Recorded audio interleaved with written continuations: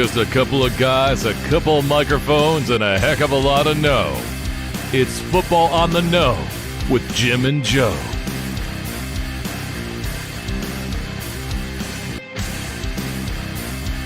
What they say, it's not the X's and the O's, it's the Jimmies and the Joes.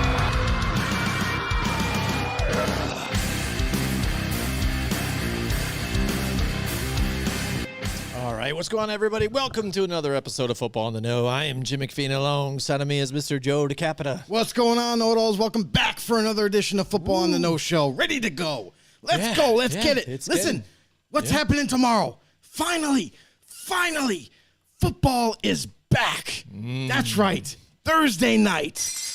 The Bills versus the Rams. It's going to be insane. What a kickoff game. What a game, man. And this is like what could have been the Super Bowl last year and what some people might think is the Super Bowl this year. So, I mean, it could we get a be. preview of it. Just like that, week one. Let's see. It's two big studs duking it out tomorrow. Right. Oh, we've already got some people in the house. John.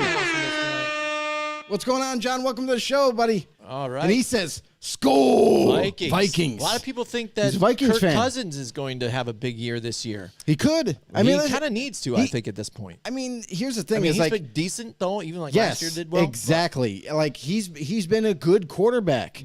But people always dog him, thinking that he's trash and thinking that he's not good enough to be a starter. But maybe he can prove all the doubters wrong this year because it is a contract year. He's got to do something, magnificent for the Vikings. Oh, yeah, and that's the thing. It's like he was added on to get him that further again because they haven't been to the championship game since they had Case Keenum. And this is the reason that they gave him all that money is to go further, and they haven't. New offense, great weapons, young O-line, homegrown talent. Yeah, absolutely. Yeah, something new, something fresh. Hope it all blends well together, you know what I mean? Because and it's the other thing, too, is it's a new philosophy for not only just the Vikings, but also for Kirk Cousins.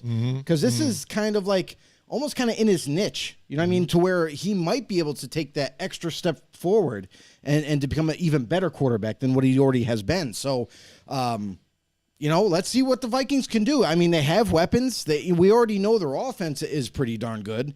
Let's see if the defense can match that. Absolutely. We're excited for this season. We got a lot to talk about.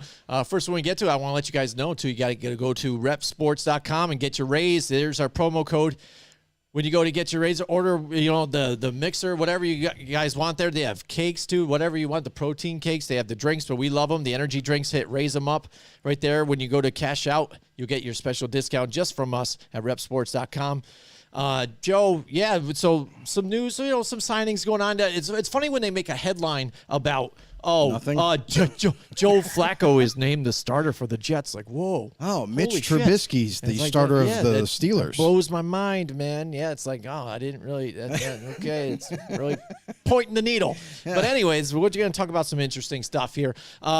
The college football committee they have now agreed to a 12-team playoff situation that's going to happen in the future. A lot of people have been clamoring for this, especially when you see these teams in a college game. You see it too, all these undefeated records and maybe one loss too. So it's all debatable who gets in, who gets out, strength of schedule, what schools play what, and lollipop ones and all that nonsense. Yeah, exactly. They're trying to put all this to rest down because that's what I mean. It's like we put them in there and then go toe-to-toe, and then we'll see who comes out of the whole thing. Yeah, and here's the thing, too, is on top of all that, like the board, yes, they did, in fact, vote to have a 12-team playoff, and it looks like it's going to happen around 2026 is the projected year that they're going to do this. I think it's great for college football. I think this is much needed.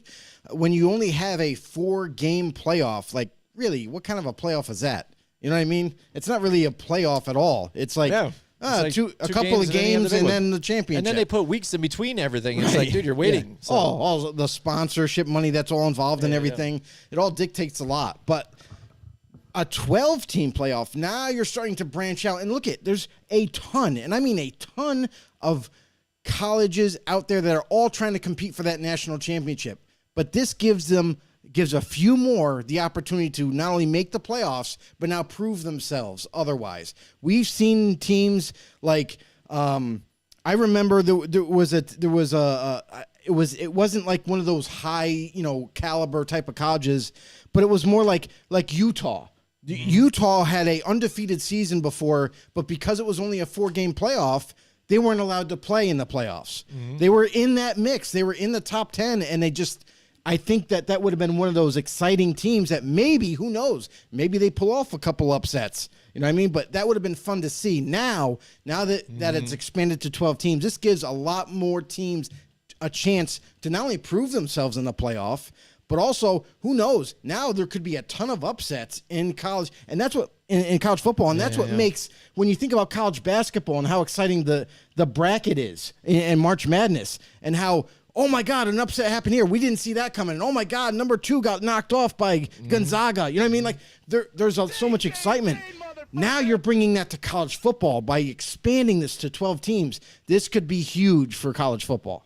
Yeah, and that's what you kind of, I don't think there's going to be so much of upsets like the college thing. Because, again, they have so many teams in that college basketball tournament that they finally break it down to their finals. You're going to get small schools all in there, and they take them from all, ones like Albany and stuff. Listen, it gives them a shot. 12 definitely, it makes it a closer type of pack where you get to see some of these other teams like Michigan finally get back into this or something like that. And that helps that school, because when was the last time they had even a sniff at a championship? Right. This past season was kind of a make it or break it, I think, for their head coach. So, I mean, they had to do something well there. So, we'll see. And you do think about these other colleges now, that now they get this opportunity to not just make the playoffs, but now they could even prove themselves even more. Like, all the Alabamas that are out there, the Georgias that are out there, they almost seem like they're unbeatable. But what's to say a team that comes in hot and heavy and they happen to knock them off? Look at what just happened this past college football weekend.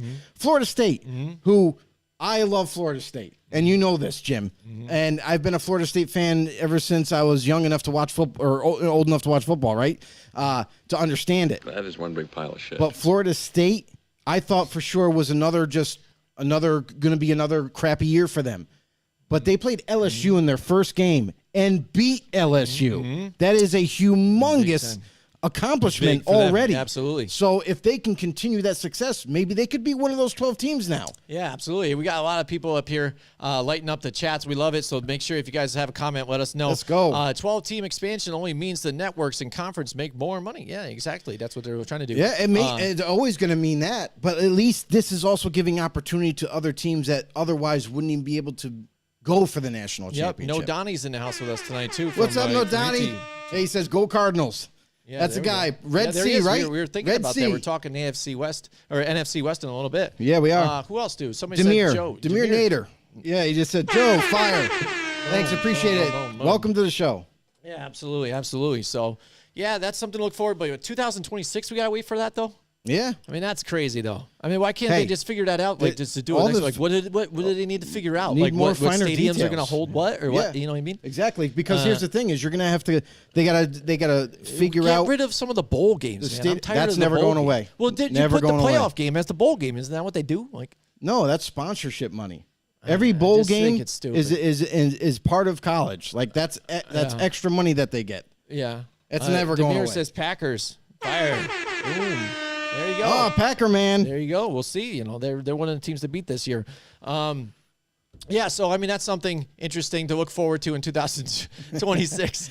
Here we go. They're commenting amongst themselves. No defense, no skill players. Rodgers is not Brady. Boom. Oh man, wow. Shots fired. I don't know about that, John. Oh man. I don't know. You're kind of stirring the pot there, and nobody actually cares about the extra teams. Can the extra teams create more games for big schools? And if not, it's worth nothing. All right. No, I'm not sure what he's trying to get at. Well, I think they do. I don't think he's getting like. It's not like extra teams like college basketball.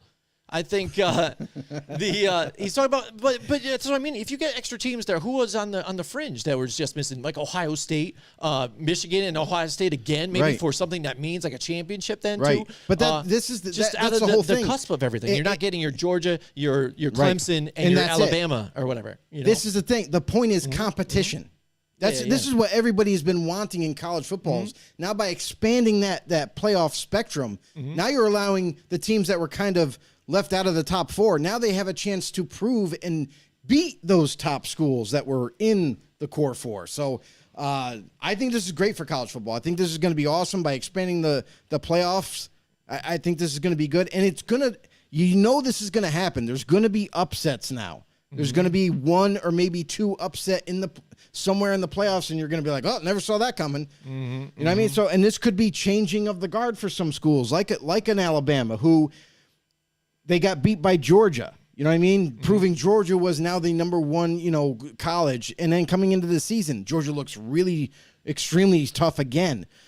What's to say that maybe Georgia and Alabama end up going against each other in the first round? You get rid of one of those powerhouse schools, and now it's like anything can happen. You know what I mean? Maybe a school sneaks in that you didn't see. Yeah, absolutely. So we'll keep a tight look at that one. But some other news besides, signings and things that happened this past couple days again, like Dawson Knox gets an extension. I think they kind of paid a little too much for him I mean, he's good, but I mean, to pay a tight end like that, but I don't think he's like one of, the top echelon guys, especially the way that team is with some of the guys you have to probably take care of down the line. Well, I mean, you look at what he's making, it's not crazy. I mean, when you pay him about $50 million for 4 years, I think that meets the criteria for him. Look at what he did last year. It was crazy. Went off. Started to make a name for himself last year, and the Bills recognize that and saying, you know what, we don't want to lose him, after this year. So let's lock him up. Let's keep him. Josh, he's got great chemistry already with Allen, so why disrupt that? Yeah. So Joe found something here about the NFL now. Since the issue with the joint practices getting a little too crazy here with the extracurricular activities, and I think now since the fact that we saw the images here you go of Aaron Donald here swinging helmets around at people. I've had Bengals players and stuff like that. Now the NFL absolutely is considering taking jurisdiction over discipline of players who engage in misconduct during joint practices now. So now the NFL has taken notice to this, maybe because again, if they wanted to do something about this, why couldn't they even do something now? I mean, they've laid down punishments on people when there was no other prior jurisdiction or even like set rules. They just threw it out there, and then eventually they catch up and make a rule. But now they see this, and they didn't even come out and say they were going to do anything with Aaron Donald at all. And now they're saying we'll talk about it this next coming winter, and then maybe we'll do something. Their next meeting, so it's going to be the winter meeting, so it's going to be later on. It's mid-year, so they usually have a league meeting in the mid-year, and that's when they're going to discuss it and the parameters of what those punishments or fines or whatever will be. I don't think it needs to be anything kind of official like what they're trying to make it all about. Listen, they don't waste no time to punish or suspend anybody when they go to court. Because that seems to be the thing, is like as soon as you go to court, like you're going to get a suspension somehow. But now it's like, okay, now let's take a shot at, okay, we see these scrimmages happening. We see a lot of fights breaking out, guys swinging helmets and stuff like that. Now, I think this is kind of the NFL getting a little bit too hands-on. Listen, fights like this in scrimmages every single year, every single offseason. This happens to every single team. So why all of a sudden now they're like, oh, well, we've seen the skirmish with the Rams and Bengals. We've seen the skirmish with the Patriots and Raiders. We've seen the skirmish with the Giants and whoever. Like, now we're going to, all of a sudden, now it's a big enough deal to make it, like, now we're going to dole out punishments for it. I think they're kind of overstepping their boundaries a little too much. I mean, listen, we talking about practice. And that's what we're talking game, about, Alan. Tell him, Alan. We talking about practice. Right, there tell you him. go. And John that's the Felton thing, had us on that one, too. Is if you want to, like, I would understand if you want to dole out a punishment for a guy swinging a helmet and trying to hit people. Yeah. Yes, I'm okay with that because now you're using the helmet as a weapon. But if it's just guys pushing each other, taking swing, listen, if you're trying to swing a punch at someone wearing a helmet, you're a retard. Oh yeah. I mean, it's absolutely ridiculous. What are you doing? You're going to break your hand, especially if you're a receiver. That's your bread and butter. Why would you injure yourself? So, I mean, that's one thing that I will say about that. I think the NFL needs to kind of not go all in on this and make this a bigger deal than what it is.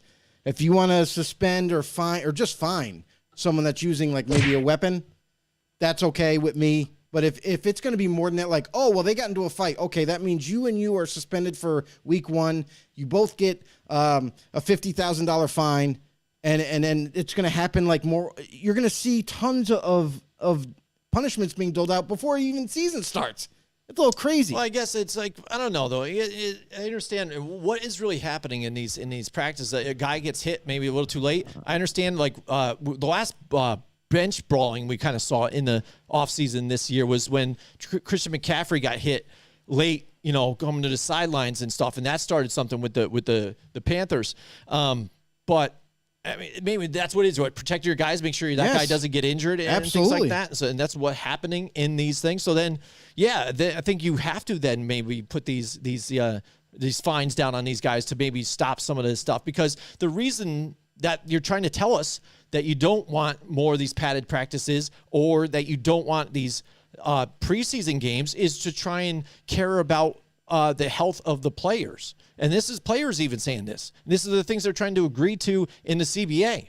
But yet in those same practices or the joint practices now, they're trying to injure the other players so they, aren't being able to make it for the season. And I understand you try and get an edge wherever you can stuff, but it's got to stop to an extent, and especially when it gets crazy like this to when they're swinging helmets. I mean, we saw the last time when Mason Rudolph almost got his head taken off by Myles Garrett there with a swinging helmet. That was in regular regular season. Should have been laid down right there during the regular season. Yeah, I mean that should have been laid out right there. That and they did. This is, they took care of that. Well, they should have just reverted back to that thing right here. But this happens all the time. That's what I'm saying. Like, why all of a sudden you're making it a big deal now? Well, probably just because it's Aaron Donald. It's the bigger news. That's why it's a big deal now. I mean, apples and oranges. Like, because to be honest, like all kinds of big names this has been happening with. And now all of a sudden now they're putting their foot down and saying, oh, we need to do something about this. But you've known this for years. Like, this isn't a secret. This happens every single offseason. Why all of a sudden now? I just think that, maybe they're going a little too far into it. This happens. Look at every guy on every single roster. They're fighting for position. Obviously, the cornerstones of the team are set. Yep. But the guys that are fighting their way to make the roster, that's where a lot of these fights end up breaking out, because they're trying to prove themselves. And sometimes, they may go a little past the whistle, to show that they can be physical and they can be aggressive and they can be, that intense guy that the team might need. But, come on, NFL. Like, it all gets broken up, eventually. Like, and no one to this day, no one's been like, super, nothing's been, incredibly that's gone wrong. Nothing's been such an incident that, oh, a guy's head got bashed in and now he's got a concussion, or a guy, he got hit with the helmet and now he's bleeding out of his ear. Like, nothing has been that crazy just yet. And maybe that's why they're starting to come in now on all this, but don't go too far with it, I guess is what I'm saying. You know what I mean? If it's egregious and, where a guy's using a weapon, swinging it around to try to hit people, okay, fine. Then maybe you have a point. Maybe you give the guy a fine, maybe a suspension, depending on the severity of it. But other than that, just let it be. It's part of it. Yeah, absolutely. So you know what is part of it is what's part of my life. It's Mohawk Honda, Joe, and how much I love Mohawk Honda. You're talking about finding people and hits and everything else. I want to talk about the good stuff. I want to tell you about my friends at Mohawk Honda there on Freeman's Ridge Road. Joe, they go out of their way to please you. That's their slogan, and it is true. From the day you walk onto the lot to the day you walk out with your brand new car, or even you get your car serviced, Mohawk Honda will take care of you. They take you in just like family members. And Mohawk Honda, the team, they'll find everything that you're looking for by searching their lot, the entire eastern seaboard if they have to, just for you. But the real opportunity for you right now is to get trading in your car or sell your vehicle to them, because you got the Kelley Blue Book instant cash offer still for them. And the supply chain is still facing some challenges out there, so it creates a good opportunity to sell your car to them, because if they need a ride like that, something that they might be looking for, they're going to pay you that extra dollars due for it.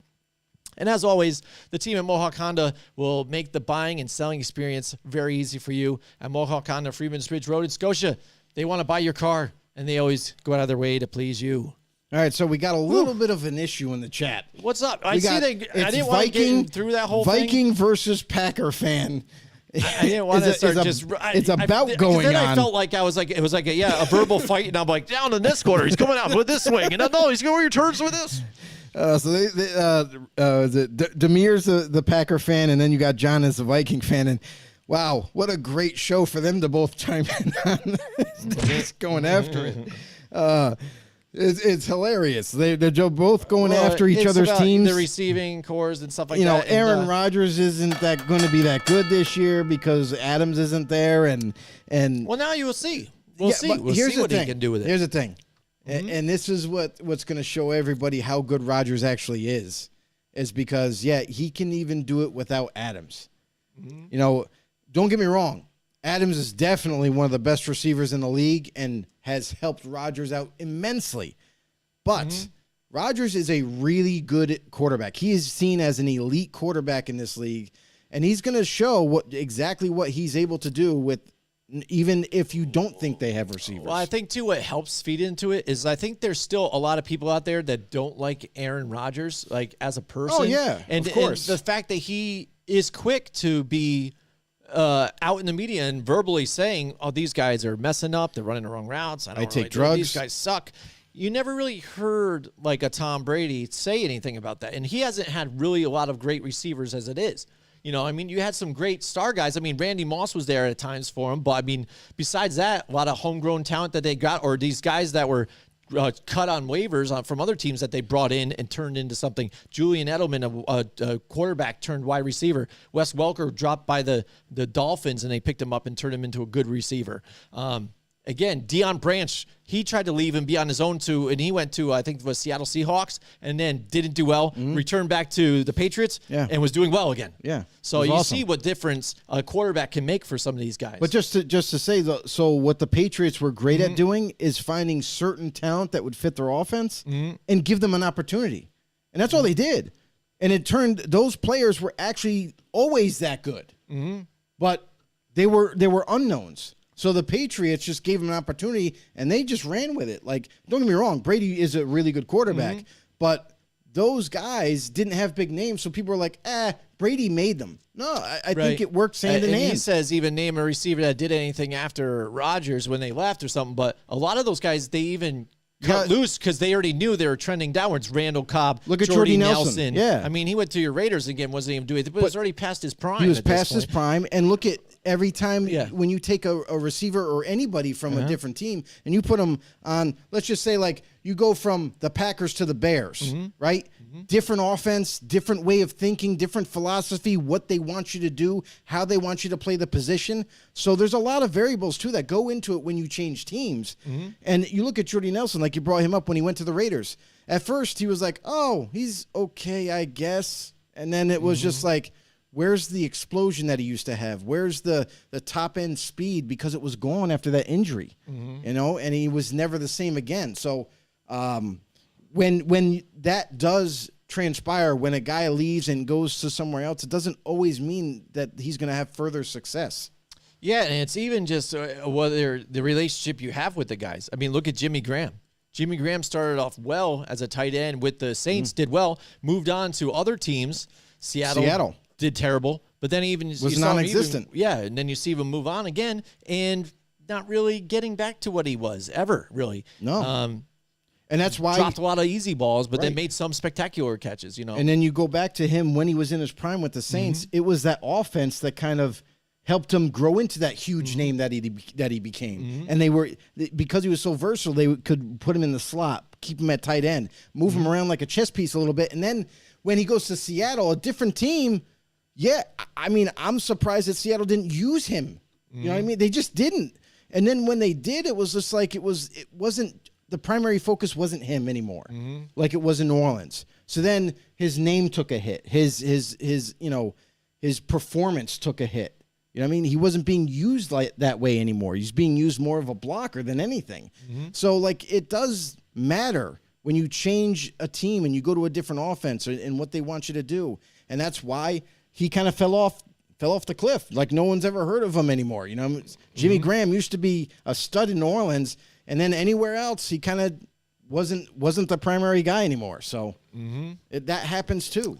Yeah, I mean, they got quite the debate out there. So he goes, Jimmy was dead when he got to Seattle. That's what we're saying. We even said it. We called it that time. Again, that was a place that was kind of a tight end killer there. They never utilized the tight ends at all. They made some big plays with some of them there. I mean, when Disley was there and stuff like that, key moments, they did something, but they nobody ever flourished as a tight end there like, they do in the Patriot schemes and things like that. But hey, that's a great topic you guys are out there debating in the chat. We really appreciate it out there. But Joe, again, we've got it set up here. This is our last week of our predictions of the divisions and stuff. We are on to the AFC West, and then we're gonna rock and roll right into the beginning of the season, the picks and everything. Man, the season's starting. Oh boy! And again, dude, it starts tomorrow's my birthday. You know what I mean? It starts on the day of my birthday. Everybody in the chat, wish Jimmy a happy birthday. Well, thank you. Happy birthday, Jim. Thanks. And that's what I mean. So then I gotta, I'm gonna do something for my birthday and stuff. But then again, football's that day too. It starts.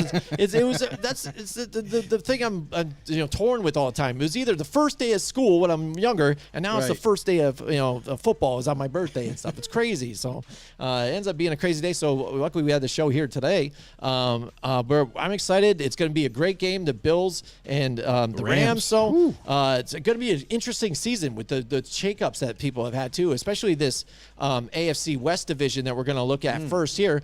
This year has been a little different with the preview. We now have Godzilla Media's other talents that belong to Godzilla Media. We just joined this media group a year or so ago. So we're going to share you their picks for the division. What do they got? And then we're going to take a look at what we got and see where we compare. But here, let's take a look at him here.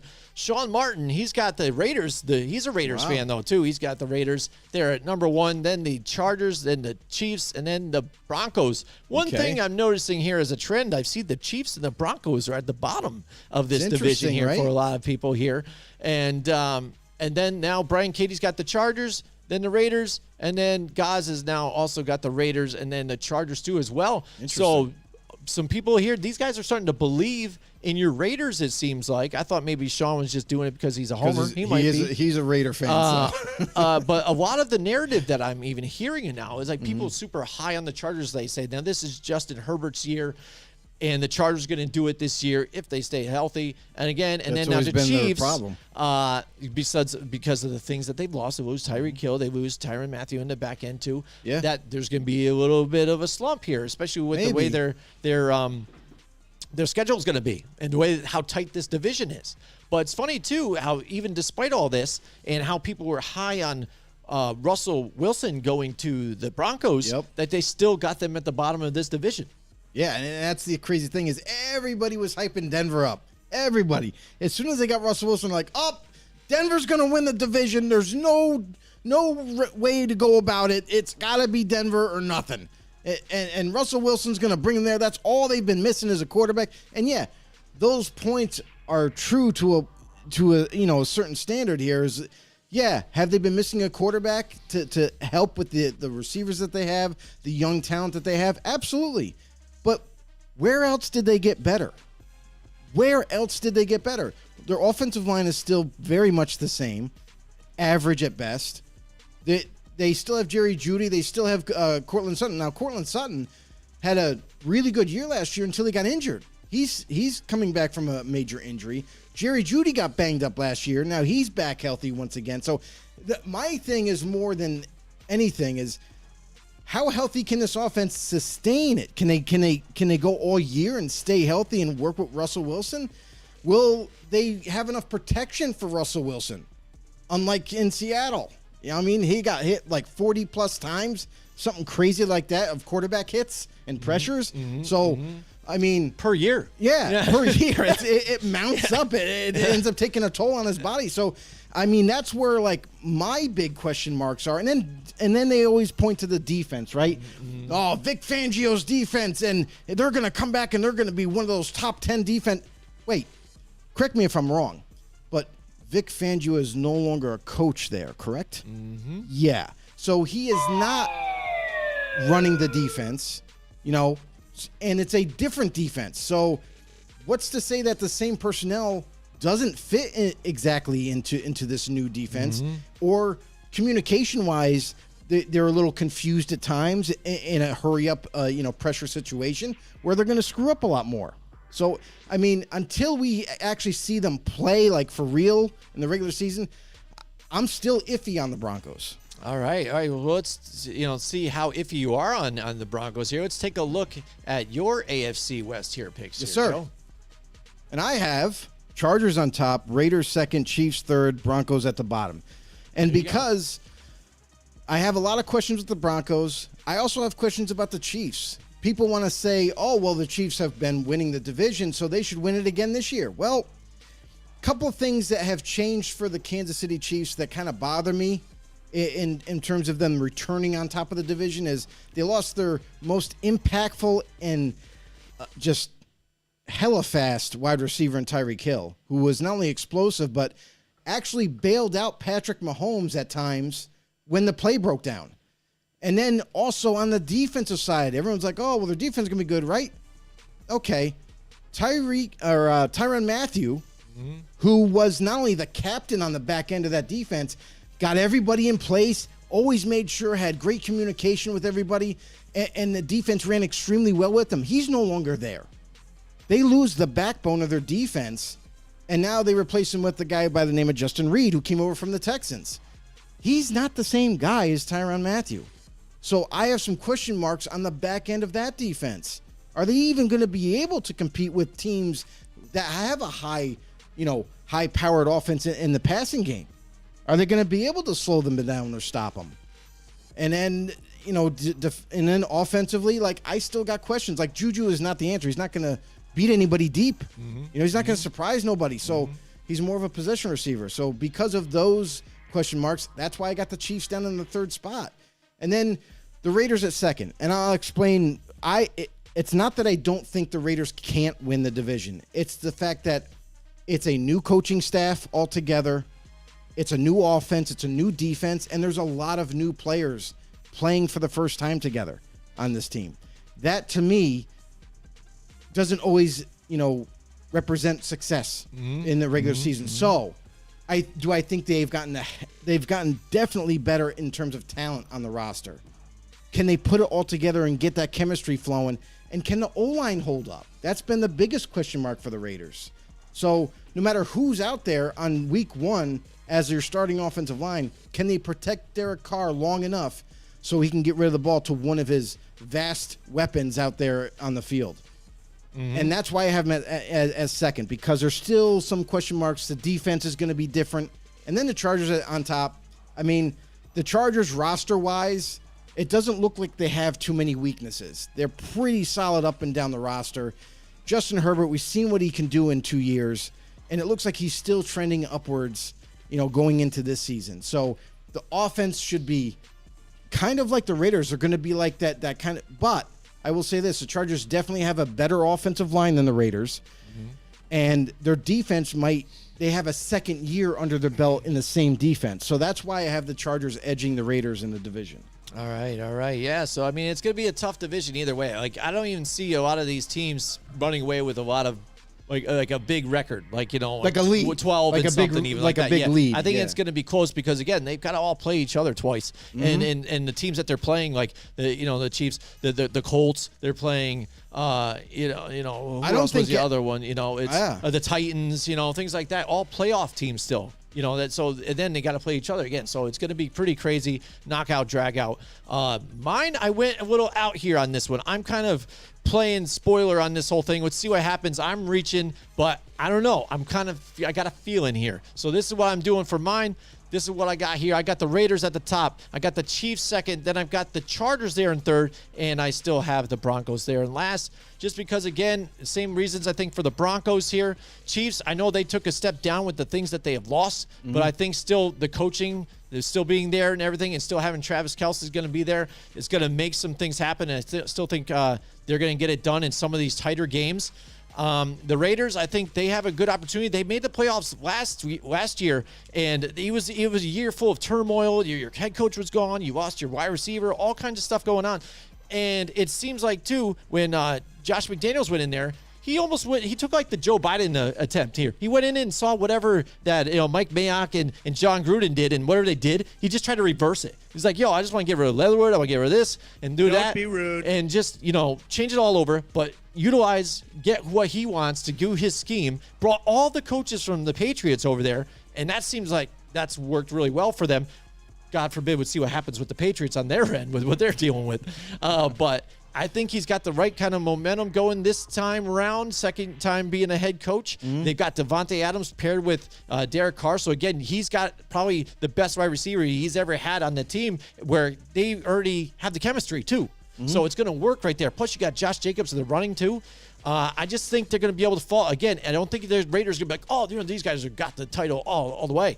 I think it's going to switch hands a few times back and forth in this division. And I think Brandon Staley, again, it ain't going to be Justin Herbert saying make this team fall. I think it's going to be the coaching, the way he addresses the team, and he's too much into the analytics. I think it's going to bite him in the ass again. They barely had an opportunity to get into a playoff game last year, and they failed. So I think he's going to do the same kind of thing this year, and it's where you got to question having that defensive-minded coach here and believing in his defense so much, and they're not being able to hold off being stuck pinned against their own end zone because you went for it on fourth down so many times with that offense, and it's not helping Justin Herbert at all either. So I like the Raiders on this one, Chiefs, and my big surprise pick of the season, I guess, Chargers here in third place in this one. All right. I mean, we'll see what happens, though. We'll see. Again, I could look like the fool, but you know what? I'm not going with what everybody else is saying, though. But the one point that I'll say about the Chargers is, just like you brought up about the coach, about going for it on fourth down, that did bite him for a playoff spot. You know what I mean? Trying to go for it too many times in fourth down, even though it's in your own... 4 times. Even though it's in your own red zone. Right. Like, what are you doing, Makes bro? no sense. Again, you could have turned them into points, and that ended up being differentials Or at least in a game. punted away. Like, I mean, they went for it on their own 20 or 15 or whatever it was against the Raiders. Absolutely. And didn't get it. Now you turn the ball over with the Raiders in scoring position already.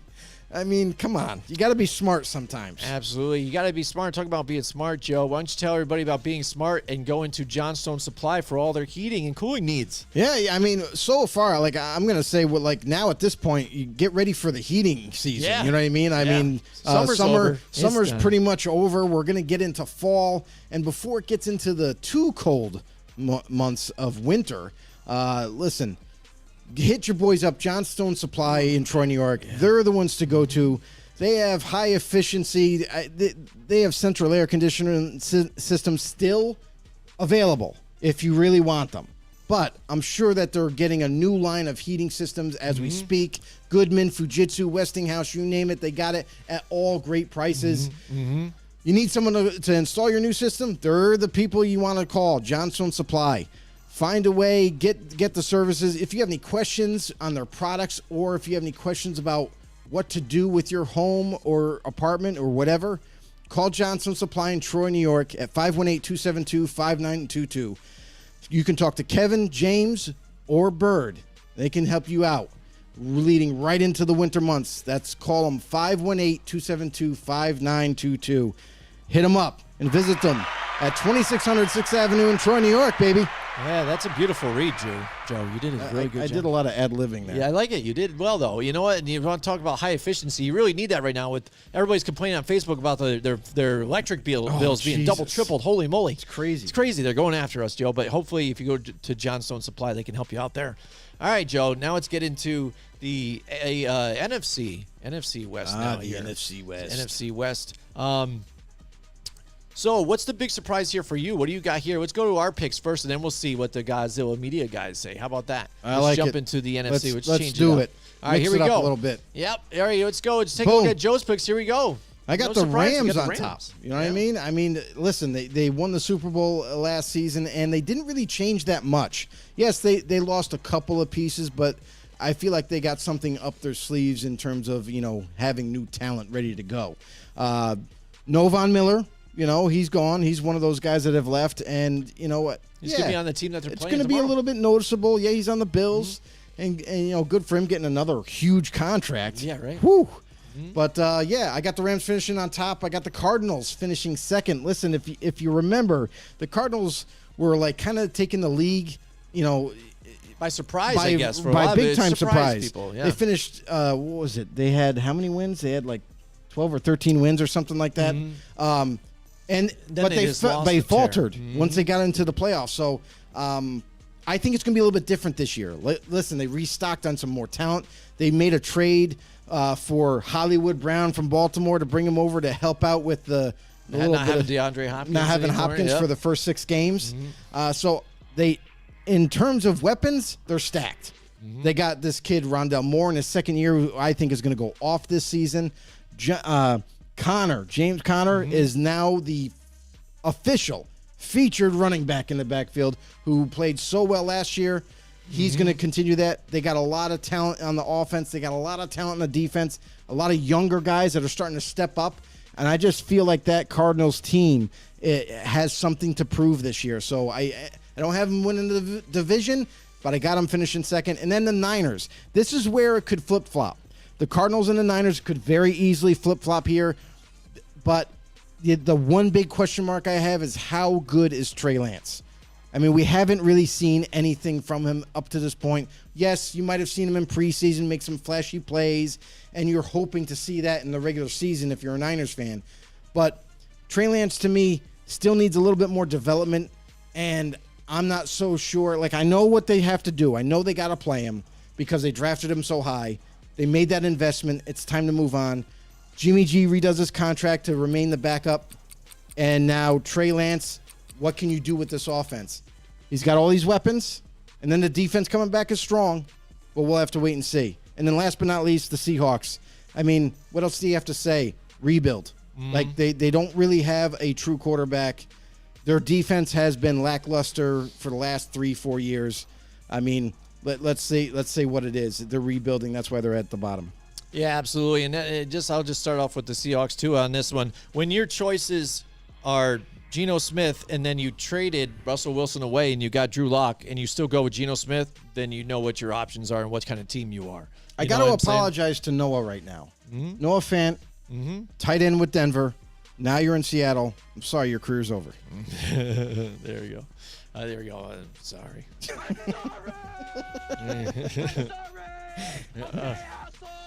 Okay, so I'm sorry. All right. So let's go to my picks here. I have the same thing that you have here. Okay. I got the Los Angeles Rams. I have the Cardinals and then the 49ers.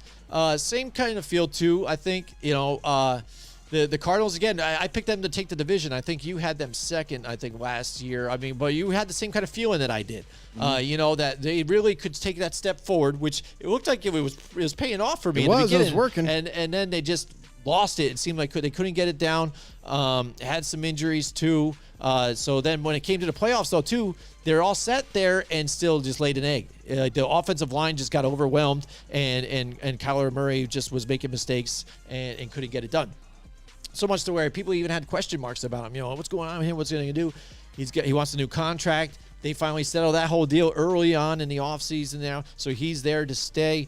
And now it's time for them to move forward. They did lose a Chandler Jones and stuff, but again, they retooled this team where they could still make a push. And like you said, going to get DeAndre Hopkins there too, what a big move for them. And it added to their wide receiving core so much that they even were able to let a Christian Kirk walk and stuff like that. Those guys, move on to a different team, and they're still looking good. And still able to bring back even AJ Green for a little bit if they needed it. You know what I'm saying?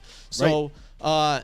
I think they still are poised here to make a move here. Still, they're on that up-and-coming trend here, so I like them still to make a playoff push here, to be second in this division.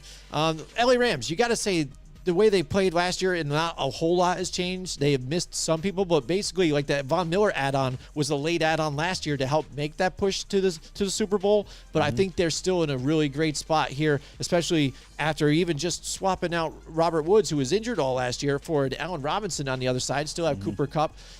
So a lot of the same guys here. I'm interested to see how healthy Cam Akers can stay this season, though, too. Right. Hopefully he can stay healthy all season, too, and really get a look at what he can be. And Matthew Stafford, we said it when they got him. He was the answer. He's always been a good quarterback. People just didn't notice him back there in Detroit, but now you see it. He gets it done, and there you go. And they have a good chance to make it again this year. And the 49ers, No, go ahead. I just wanted to say one thing about the Rams, too, Yeah, that a go lot ahead. of people don't bring up. Bobby frickin' Wagner is now their linebacker. That It guy just makes a adds to huge difference. Huge difference. Like I feel like the linebacking core for the Rams has been somewhat weak. And now Yeah. you add a guy like And he- Bobby Wagner who Yeah. understands the game inside and out and can read quarterbacks a lot of Right. times. That's what I mean. You get the experience, and Yeah. he doesn't have to be the whole defense. Like he No. was kind of stranded with Oh, yeah, Seattle. for sure. Eventually, he had to be the whole deal. And so now he's there. But again, 49ers, I really like their defensive front. But the offense, again, with Trey Lance, we're not sure, especially so much that they dangled Jimmy G out there, didn't get Right. anything. So then they're like, well, we'll sign him back again for a deal. So then he's a free agent after this, and he can walk after this, and then we can do whatever. So that shows me they don't know what's going on. You know what I mean? But you know what? With that whole deal, too, with Jimmy, like he was going to get paid $21 million this year. They had to They had to do restructure that something. deal. Yeah. So, I mean, good thing that Jimmy was willing to do Oh, it, yeah, too. absolutely. So they negotiated back down to he six could and a have half. just said, been toxic, say, I don't want to be Oh, here. yeah, exactly. He could be like, no, trade me. I'm He not could have did the whole lowering Baker it. Mayfield sort of thing. Yeah, Yeah. so that's why I kind of see them trending downwards again with some of the moves that they're doing. I'm not really high on them. They've had their opportunity. I think they're trending downwards for me. So again, that's where my 4 are here. Let's take a look at them again real quick. So there they are. And now let's go take a look at the Godzilla Media picks here, Joe. Let's All see right, what what do they they got? have. Let's see what they Yeah, got. I'm curious. Let's see if they're the same. Let's say, and Sean Martin. Okay. Sean Martin agrees with us. See, I know Sean Okay. Martin. He watches our show too, and he comments and stuff. And I think we are really like-minded people here. We really get each other. I like it. But Yeah. again, some of these other guys, Brian Katie, look at them. Him and Gaz are out there. They think the 49ers are going to be able to make that push. But again, unanimously, the Seahawks at the bottom and the Rams at the top. I guess you got to And think of the Rams. But you even see like there is Here, a we go little back bit to of a discrepancy there. But with Cody and Gaz saying that the Niners are going to be second, and Sean is with us with Cardinals being in second. That could go either way, just like we it could. talked about, because it all depends on just how well does Trey Lance have a grasp on this offense. Yeah, or even what happens. You get because what you talk about even with Trey Lance is say he doesn't even have a grasp. Let's say he doesn't, and say he's very athletic, can make some moves. Oh, he Maybe definitely he is. tries to He's go mobile. and make something out of it. Yeah. Gets hurt because of True. that. Now you put Could Jimmy happen. G in. Wouldn't you know it that they're pretty steady there? Debo has said that he's all about Jimmy G. Yes. Loves Jimmy G there. Absolutely, So yeah. then they actually click, and then the offense is running smooth again. And they make the playoffs. And then they make the playoffs, or even they flip. Yeah. Anything can happen like Could that, happen. and that's why they even did. You talk about the money, even first of all, Yeah. foremost, absolutely, you Yeah. had to do that. But again, to be able to bring him back and him being cool with that, like, yeah, all right, I'll sit behind him here. Mm-hmm. I'll make a team-friendly deal, and then after this, I'll search the market. Yeah, definitely. Whatever. And the You other know, thing so too it'll work. is Trey Lance reading defenses. That's going to be, pivotal that he can do that, because there's going to be defenses that definitely fool him, and that's where you got to see, like, if you make a mistake, can you come back from it, or Right. does that ruin the rest of the game for you? Right. All right, so that's it. That's our AFC West and NFC West picks. Yeah, we got it done. Yeah, there we go. So, Joe, now, the question that everybody's asking now, who do you think maybe is going to be in the Super Bowl, and who do you think is going to be a champion here? Just to make a big, quick I don't know. It's prediction. crazy. Right There's- now, it there's looks so- like the favorite's got to just be the Rams, To right? be honest, there's so many player changes, and there was so much, changing it, like with coaching staffs too, like different coaching staffs and even GMs at times. So I think with all that change, I really can't give an honest opinion on what's going to happen until I see a couple weeks into the year. I'm just going to say it again. Until they get knocked out, you got to go with the returning champions. I really don't. I'm not sold. It is on the super Tampa Bay hard too to Buccaneers, though. repeat. Oh, it is. It really is. Well, unless you're the Patriots. But so then, yeah, I'm not really sold on the Buccaneers here too. Even with some of the turmoil that's going on with them, Todd Bowles going back and getting his what is a degree and stuff like that. So he's obviously planning that he might not be the head coach very long. So he's looking into his next career, right? So that's what he's doing. He's got my degree now, so I'm moving on my next career now. Maybe after this one, you know what I'm saying? Because twice as a head coach, and if it fails with Tom Brady, that's a career ender. You got to think, right, Joe? Maybe. So there you go. So I gotta say, maybe return with the Rams again. It's maybe kind of funny. Bills Rams again in the Super Bowl. It's kind of funny though too. Like you look at the turmoil, like you mentioned turmoil. They don't have a starting center yet. They got their third string center starting, which I'm sorry. And then remember, Tom's just gonna yell, "Do your job." Remember we did the free agency like picks and like who we thought where they might go. J.C. Treader was on top of that list for centers. Yeah. And he decides to retire magically. I wonder why. Nobody was calling him. Yeah, So nobody. that's surprising. Yeah, it is. And that's telling for what the conversation we had before about him. Absolutely. So then a dark horse pick. I mean, there's a few out there. I mean, There are. a lot of people like to go because, again, a lot Now, of people like the Buffalo Bills or what they're doing. But If you're talking dark horse pick, are you talking like to make the playoffs? Or are I'm you just talking saying to make a splash make here, a like splash, a surprise team. like a Almost surprise. like what the Cardinals did, but they did it. So the Gotcha. splash team, dark horse last year, obviously the Bengals. People, like we thought they were going to get a little better, but I thought it was going to be like a few years. They instantly kind of jumped right in and took it all the way to the AFC Championship game and into the Super Bowl. So you couldn't get more dark horse than that. I So mean, what would it be here for these guys? You know, again, is it on the AFC side? Is I'm it actually on the NFC side? kind of surprised about the Lions last year for me. Like to me, they had way more success than I thought they were going to have. Yeah, well, they didn't jump out. I mean, but I think as far as when you looked at them, when you're looking at, you know, what they I didn't think they were the gonna eye win. test, yeah, that's what I'm saying. They fought a lot of those playoff teams hard. Yeah.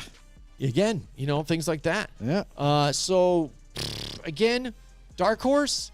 Hey, how about we say Matt Rule and the Carolina Panthers with the way that division is? They make a push, maybe slide into a playoff spot. That Baker could be huge. Mayfield makes some moves. Christian McCaffrey stays healthy all year. No. Holy crap. That would break the internet, I think, right now at this point. And they didn't get to see Baker at his best. I'll go even deeper. I'll go Texans. Ooh. I think Oh, God. I'm telling you right now. I mean, you look at that team. Imagine that, though. I'm telling you right That now. would Look be at what they crazy. did last year. Look at what Davis Mills himself did last year. And if now that he has a better O-line, he has some more weapons. Like Nico Collins came back healthy. Brandon Cooks is there. You know, they have this young rookie who I am super stoked about, Damian Pierce. I think this dude is going to be the next like legit running back in the league. They got him starting. Like, I love what they got going on offensively. Defensively is a question mark. They got a lot of young guys that got to prove themselves and whatnot. But I think offensively, it gives them an opportunity, or at least a shot, to win more games than people even think they're even capable of. Yeah, absolutely. Again, I just want to tell everybody out there, thank you for watching the show out there. If you guys have some comments here, too, what do you guys think? Let us know in the comments. And, Joe, why don't you tell them where else they could find us if they're watching here on YouTube and on Facebook definitely. and stuff. But we're also on Spotify and Apple Yeah, Music. we're all over the place, everybody. Listen, if you're new to the show, even if you're not, and you know someone that would some love friends, our football talk show here, well, listen, we're all about being interactive. We're the best damn NFL talk show that's interactive you'll ever see. And second of all, why don't you head over to YouTube, right? Do us a favor. Head over to YouTube. Search us up, Football on the No Show. Hit that subscribe button. Hit the notification bell. Let you guys know when we go live as well. And if you don't like YouTube, that's okay too. We're still doesn't? here on Facebook for you as well. Do the same thing. Become a member. Become a know-it-all. And it doesn't stop there. The coverage even is further expanded into the podcast world. Anywhere you get your podcasts, Spotify, iTunes, you name it, we are there. Make sure you give us a follow. And, if, you know, also, I just want to say this. We do appreciate everybody out there. We appreciate all our sponsors. We thank every one of our know-it-alls out there for supporting our channel, supporting our show.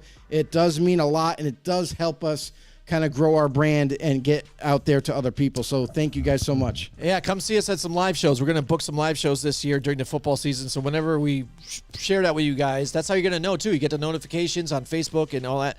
We'll let you know and come out and see us, and we'll have a lot of fun. All right, so let's get into it, Joe.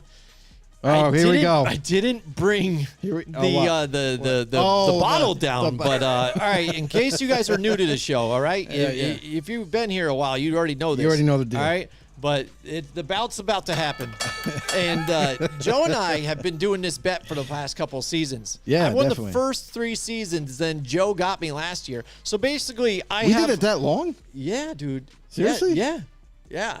It's crazy, right? I only remember 3. Oh, well, that's because you were drinking through a lot of them. You know what I mean? So you might not have remembered something. Willingly, too. Yeah. So I basically have a plastic cup or container Football size. the size of the football, and we fill it up with an alcoholic beverage all the way to the top. And the loser at the end of the season, whoever gets beat in these picks, has to drink that whole thing during the show, and it is a drunken experience. It's a lot of fun. It's funny because I was pretty bad last year when I got it. And I only lost by 1 game, Joe. That was so frustrating to see that. I think it was like 1 or 2 games. It was tough, man. It got tight. I was trying to judge what picks I did, and I missed a few. It was all over the place. But now it's the pick session again, Joe. It is. Week 1. Let's get into it. First game, tomorrow night's game, we've got the Buffalo Bills and the Los Angeles Rams. Damn it, dude. What a way to start the season off, right? Yeah. Let's make this a little harder for us, right, NFL? You guys did this on purpose. Don't they usually try to start off with the teams that were in the Super Bowl and they play each other or something like that? thought Or don't so. they do that? They usually try to I do mean, that, right? I thought so, but now I think they're whatever they think is going to be primetime worthy now, I guess. Well, I think like, this big one deal. they're admitting You know what I they mean? screwed up. They're like, yeah, we definitely should have had this one. We should have helped Buffalo. Yeah.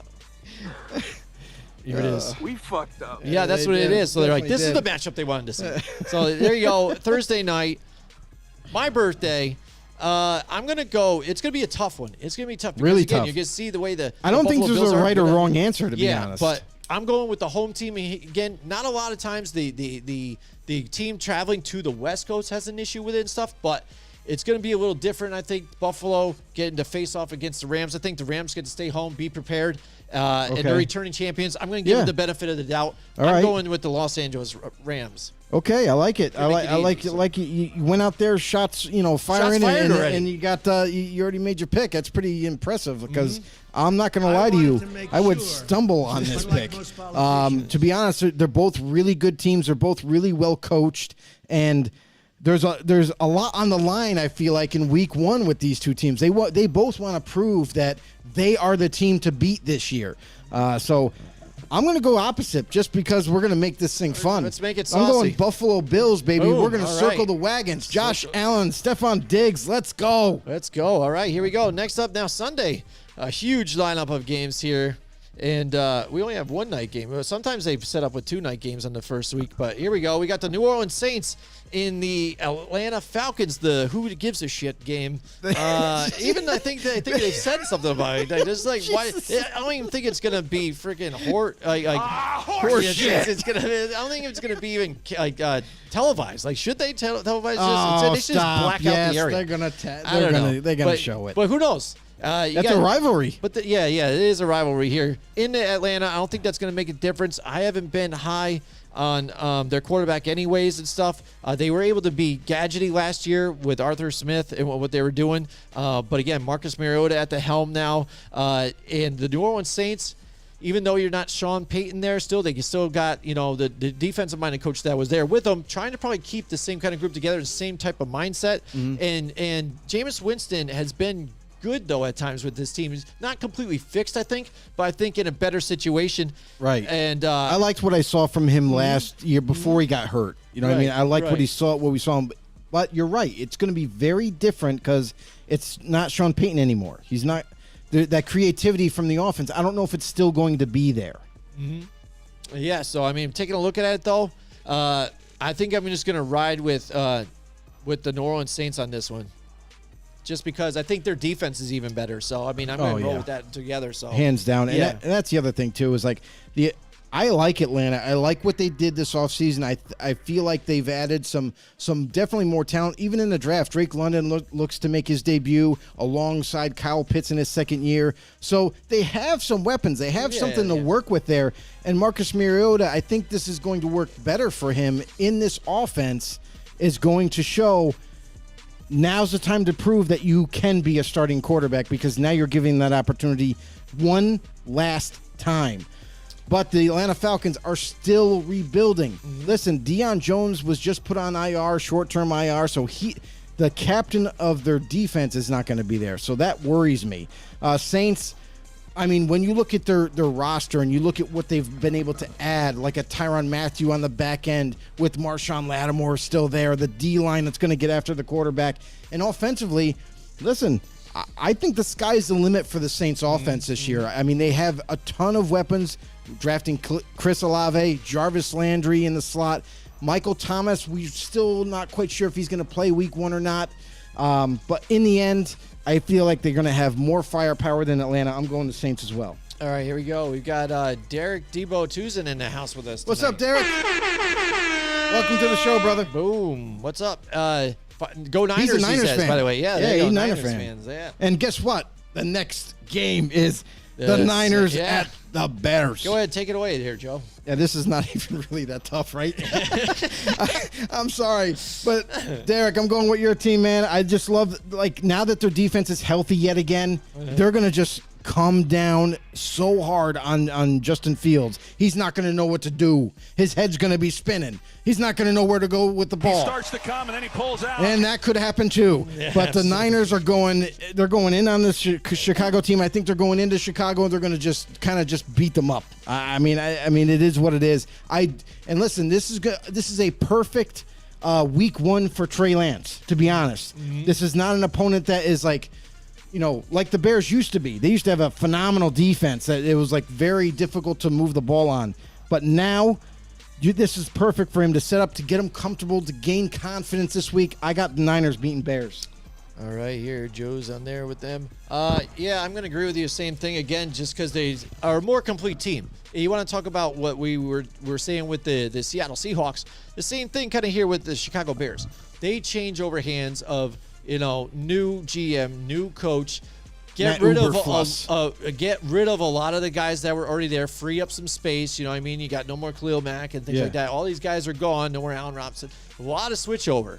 No Akeem Hicks. Yeah, no Akeem Hicks was a big part of that defense. And Roquan Smith even wanted out. Yeah, no, he wants to leave because that's what I mean. He looks around and he's like, yo, where'd everybody go? All right, y'all went out. But yeah, and that's what I mean. So they're in a rebuild mode. And it stinks for Justin Fields here to get it going. But you know what? He's the one that's got to keep it together. It's his boat to steer. So we'll see what he can show for this team and see what he can do while they start to put pieces around him here and really build. So and I like Derek, the San Francisco 49ers Derek just said, in this one, too. watch out for Ayuk. Brandon Ayuk is – I understand that because Ayuk, I got him on one of my fantasy teams, and I'm starting him all year. Yeah. I think that this dude is going to kind of go off this year. This is the year that he breaks out. Oh. Go crazy. Go stupid. Go crazy. Go stupid. All right, here. Next up, we've got the Pittsburgh Steelers and the Cincinnati Bengals. Oh, again, man. This was such a hard a rivalry, good one. too, where it gets physical and stuff. But how different will it be now that there's no even Ben Roethlisberger there, too? Because I think that was what heated it up. He's going to break out this season. There Yes, you go. sir. He just Yes, goes sir. along with you. You still have Mason Rudolph, as the backup role. But isn't that funny, though? When you go and you draft a Kenny Pickett this year, and Mason Rudolph is still your backup, and Kenny Pickett's down in the third string. Yeah, thank now. you. You got to tell the audience that. Because He's down a third string, and Mitch Trubisky is your starter here now. So I think that looks good for Pittsburgh as far as Trubisky being the starter. I really like that move. Sorry to cut No, you go off, ahead. but real quick, I got to say this because the Steelers were actually getting phone calls to trade for Mason Rudolph. They wanted, and they were like, no, we're not trading him. So if you're going to take that kind of a stance and be like, hey, listen, wait, didn't you draft Kenny Pickett to be your starter eventually? But you're saying no to a trade for Rudolph? That's got to say something louder than you're letting on. You know what I mean? Maybe Kenny Pickett, who knows? Maybe he's not going to be the starter ever. Maybe. Who knows? Yeah, exactly. Right. What does this look at? And maybe those tangibles, like those hands you talked about, you got to be weary of those measurables when they talk about them. Especially in inclement weather. That's the reason why they look at some of these things here. And maybe he wasn't ready. And then you look at these guys. You made an excellent point before we got started with the show.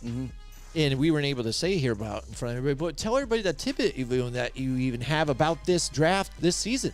Yeah, I mean, this upcoming season, it has been 15 years. That's right. It's been 15 years. Ain't nobody got time for since that. a quarterback has been drafted and is not starting on any given team. Mm-hmm. So that's crazy. That Right? in As 15 the years, rookie draft. it's Yeah. happened. Right now, it's Yeah. insane. Like, so any quarterback that was drafted is not getting a start in week one. Last time that's happened 15 years ago. But who knows, though? Maybe this is that reset we needed because we've talked about it countless times again. Let these guys sit behind somebody for a couple years, much like Aaron Rodgers had done, and maybe what they can do. See what if they develop into something. Let them develop. Everybody's so worried about the quick and the now. Give it to me satisfied right now. See what you got for a little bit, feel it out, and then they could grow to something. I mean, that just goes to show you that But, nobody was again, ready to be the starter. These guys weren't. Yeah, and that's the They're thing not though ready. too. They're not ready. So, all right, let's go. So Pittsburgh, Cincinnati. I think at this point too, Pittsburgh, they still got a great defense. They really I mean, do. you can't deny it there. So they're going to put some pressure on Cincinnati, but they did beef up that offensive line. See, they are a team, not like the Seattle Seahawks, who would get 50 sacks Forget last about that. year on their quarterback and say, "Yo, maybe we should invest in an offensive line this year," and they did. So I think they're going to be able to fight back here against the Pittsburgh Steelers. And Mitch Trubisky, we're just going to see what he can do against this even tough defense of the Cincinnati Bengals. So I'm going to go with the Bengals on this one. Gotcha. But I'm going to be watching a lot of these games to see what these guys do. I'm interested to see gotta how watch Trubisky is. And because if you do pressure him, though, I think Trubisky is better outside the numbers on the run and Yes. those bootlegs and making those plays. Yes, absolutely. And that's the thing, too, is like I'm excited for Mitch Trubisky to get another chance to be a starter in this league. I feel like he's going to do really well with Pittsburgh because they do run a lot. They do use the running back in a lot of different ways, and it's going to free up some of the pressure that Mitch has faced once before back in Buffalo, where it was kind of like, here, prove it. You got to be the guy. Or in Chicago, prove it. You got to be the guy. Now I think it's going to be a little bit less pressure on him. I think he's going to be more relaxed, more comfortable, and especially now that he has more experience, it definitely helps. And the Steelers' defense is just it's amazing. Like it hasn't even skipped a beat just yet. So I like what Pittsburgh's putting together, but I really like what Cincinnati's doing because just like Jim kind of mentioned, where was their biggest weakness last year? It wasn't receiving core. It wasn't quarterback. It wasn't running back. It wasn't defense necessarily because their defense was playing really well. It was offensive line. What they do, they go out and they just, boom, make every single spot that was weak on that offensive line front, especially on the right side, and just put in veteran, younger linemen that are just proven. And they're going to help out immensely. Cincinnati, we saw what they could do last year with what they had with a lackluster offensive line. Now they actually have an O-line. I think they're going to be super dangerous this year. I got Cincinnati. There you go. I think we put way too much into that Pittsburgh game, but whatever. It was a lot of fun. All right, New England and Miami now. So this could be an interesting one here too and they are playing in Miami. Ooh, you know what that means. Yeah. Patriots usually lose in They do. They do. And that was when they had Tom Brady and stuff. So, Right. New England, a lot of question marks. And, I heard something from an insider on the Patriots side today. Okay. The reason, all right, this is breaking news, right? Maybe it could be breaking news. Did I do breaking news for everybody? All right, I heard the reason they want Matt Patricia to be that offensive coordinator. The reason why they haven't named him, though, he's still getting paid by the Titans. So if he is named to another head job, like coordinator or something like Yeah. that nullifies that deal and he stops getting paid by them. Oh, wow. That's So- crazy. But we also saw where this was headed anyway. Yeah, It but seemed to so be now he's dipping because- and getting because- money from them still to get paid by the he's not Patriots. getting the title, but he's been calling He's the been plays. doing it all, and that's what it is, and that's why he's not been named the offensive coordinator, and that's why they're keeping it that way. And they're like, well, we don't know who he is, and we don't know. And that's why it seems like, what do you mean you don't know? Yes, it's you because do. they want him to get paid by the Right, the I Lions gotcha. still. So Yep, wow, makes dude, sense. there you go. Makes sense. There you go. So now you guys know, and There you go. That's why you're a know-it-all. That's why you watch this show. Hashtag know-it-all. There you go. All right. So anyways, New England, this could be a tough one. You're going to see these two young quarterbacks go at it, see what Mac Jones really is. And we need to see Tua be able to get it out there, get it to Tyreek Hill and these weapons that he has here. It is in Miami, so I'm going to make it short and sweet. I'm going to go with Miami on this one. Yeah, I mean, and this is the thing, too, is like because New England has so many question marks, like, yeah, okay, we know Matt Patricia's been calling the plays, and that was where it was headed. But defensively even is different, personnel-wise. No more Donta Hightower, the veteran that's been there for, ever for New England. He's not there. Now they have a couple of younger corners that have to step up and make some plays. Yep. So to me, there's a lot of youth, like a youth movement on the defensive side, especially where a lot of people are going to have to step up, and I just don't know what to expect from them. I understand Bill Belichick, has done his due diligence, and he's going to make sure his defense is as good as it could possibly be. But because of all these question marks, because of the offensive staff, that just I don't know. I don't know what to expect with New England this year, but I'm already think that they're on a downward spiral. I'm going to go with the Dolphins here because I have more confidence in Miami this year than I do New England. Even that dorky head coach too. Have you seen that guy? I don't care what he looks like as long as he gets results. I think he will too. And the one thing too about the Belichick Brady thing too, I don't think it was more this guy or more that guy. Mm-hmm. A perfect marriage works when you got both of you guys together and making it work. Right? And that's what that was. So now they're separated. It is what it is. So and you look at the and like this guy's better, that guy's better. You look at the defense though for Dolphins. Last year they were really good. I don't know what to expect, even though the personnel wise is pretty solid. It is a different defense too. So what's to say that their defense might not be as good as it was last year? Right. So there's a lot of variables, but I like the fact that they have Tyreek Hill and everybody else on that team. Oh yeah, absolutely. Everybody likes the weapons that they have there. So now the Baltimore Ravens and the New York Jets here. What a first team for Joe Flacco to face. Oh, how boy. come we're not hearing that storyline? Like, oh, is this a revenge game for Joe Flacco? Holy crap. You know what I mean? It's like... Are y'all fucking serious right So, I mean, this is a great team for the Baltimore Ravens, I think, to face here. Even though I think the defense has made a step up here. Now, Robert Saleh being able to put his fingerprint on this defense finally here. Again, Zach Wilson can't stay healthy. He'll be back in a few more weeks. Joe Flacco, a veteran, but again, the stat there that he hasn't won the last 15 games, I think, that he started. It's usually because he's been with some bad teams, though, too. You can't put it all on him, too, as well. Yeah. But, again, the Baltimore Ravens, still a good defense. And a lot of that comeback team, a lot of people high on the Ravens this year. I'm taking a step back. I'm not that high on them as much as everybody else. I still think they're going to be good. But I think Lamar is what he is. But I think he's going to be able to be very efficient against this team right here. I'm liking the Ravens here. Yeah, we've seen Lamar take steps forward in terms of being a all-around quarterback, a guy that's not just seen as a mobile guy, but also a guy that's gotten better at passing the football, but hasn't quite reached that peak of becoming the all-around quarterback that can make not only just any throw, but also has that smart decision-making.